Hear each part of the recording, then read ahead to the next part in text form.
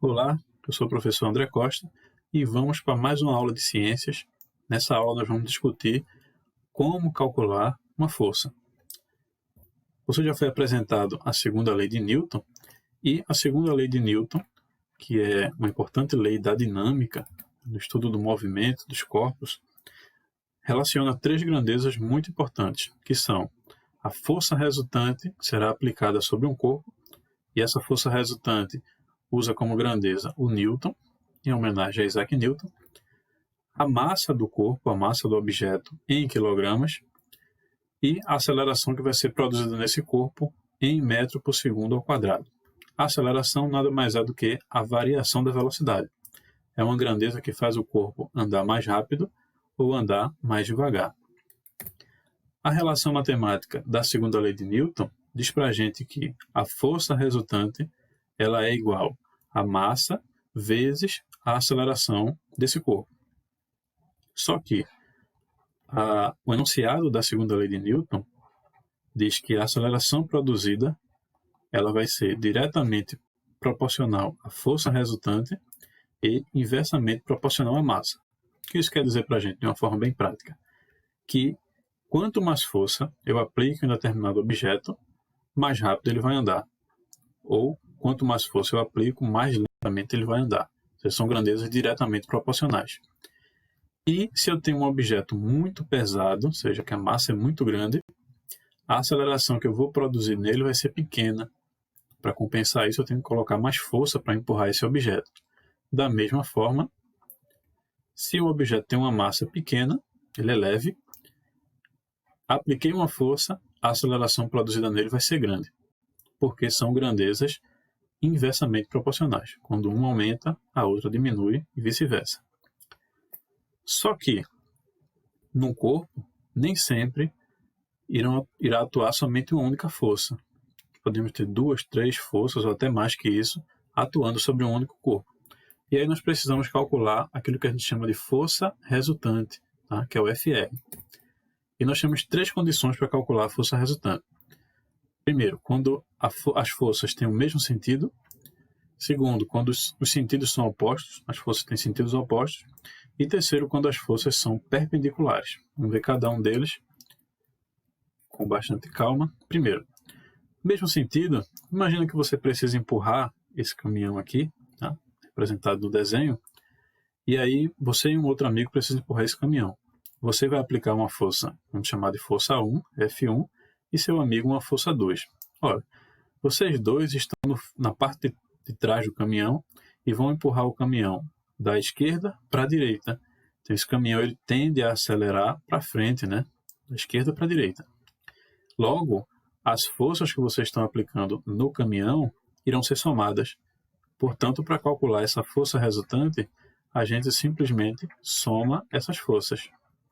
F1 mais F2, elas estão se somando para fazer o caminhão andar. Agora imagine uma situação um pouco diferente, que você decide empurrar o caminhão de trás para frente, né, da esquerda para a direita, e seu colega, sem saber, decide empurrar o caminhão na direção contrária, no sentido contrário. Ele vai empurrar da direita para a esquerda ou de frente para trás. As forças que vocês estão aplicando, elas vão concorrer. Não vai ser como no primeiro caso, em que as forças vão se somar. Elas vão concorrer. Portanto, o caminhão ele vai andar na direção de quem empurrar com mais força. E aí nós vamos ter agora que a força resultante será a subtração entre as duas forças. Se as forças forem iguais, por exemplo, você aplica 2 newtons de um lado, seu colega aplica 2 newtons do outro. 2 menos 2, 0. Portanto, o caminhão não sai do lugar. Mas se você aplica uma força maior que o seu colega, a tendência é que o caminhão acelere na direção da sua força. Tá? Isso é o caso de sentidos opostos. E no caso de forças perpendiculares, imagine que você e seu amigo agora têm que erguer um bloco, tá? Que está um pouco pesado. E aí você decide puxar o bloco para frente, aplicando uma força F2, e seu amigo decide puxar o bloco para cima, tá? Aplicar uma força F1. Ora, essas forças estão concorrendo também, só que elas estão concorrendo formando um ângulo de 90 graus entre elas. E aí, nós calculamos uma outra força que vai ser um pouquinho da força 1 com um pouquinho da força 2, que é a força R, força FR. Essas forças formam um triângulo, como esse aqui que está representado, onde nós temos F1 e F2 sendo catetos e FR como sendo a hipotenusa. Então, de acordo com o teorema de Pitágoras, nós vamos dizer que a força resultante ao quadrado vai ser igual a força 1 ao quadrado mais a força 2 ao quadrado. E aí, resolvendo esse probleminha, a gente encontra a força resultante. Vamos fazer 2 exemplos para a gente entender como é possível calcular essa força. Leia atentamente o problema e aí destaque os valores que são dados e depois é só aplicar a segunda lei de Newton. Primeiro exemplo. Um corpo de massa igual a 20 kg é acelerado a 2 metros por segundo ao quadrado após sofrer a ação de uma força. Qual a intensidade dessa força resultante sobre o corpo? Então, repare, o problema diz que o corpo tem massa igual a 20 kg, que é um dado importante. O corpo é acelerado, ou seja, ele ganha aceleração de 2 metros por segundo ao quadrado. Isso é um outro dado importante. E no final, a questão quer saber da gente qual a intensidade da força resultante. Está tudo aqui. Podemos escrever dessa forma. A força resultante não sabemos, vamos descobrir. O problema deu a massa é igual a 20 kg. E o problema também deu para a gente a aceleração, que é de 2 metros por segundo ao quadrado. A segunda lei de Newton diz que FR é igual a m vezes A, ou seja, força resultante é igual a massa vezes aceleração. A força não conhecemos, então a gente repete, FR é igual a massa, que é 20 kg, vezes a aceleração, que é 2 metros por segundo ao quadrado. Então, só fazer essa multiplicação aqui, a força resultante vai ser igual a 20 vezes 2, 40 newtons. E aí chegamos no resultado final. Portanto, a força que faz um corpo de 20 kg acelerar 2 metros por segundo é uma força igual a 40 newtons. Tá? Vamos para o segundo exemplo, que diz assim, ó, um corpo de massa 4 kg encontra-se inicialmente em repouso e é submetido à ação de uma força cuja intensidade é igual a 60 newtons. Calcule o valor da aceleração adquirida pelo corpo. Novamente, temos todos os dados que a gente precisa para calcular o que a questão está pedindo. Veja, a questão diz que a massa do corpo é de 4 kg.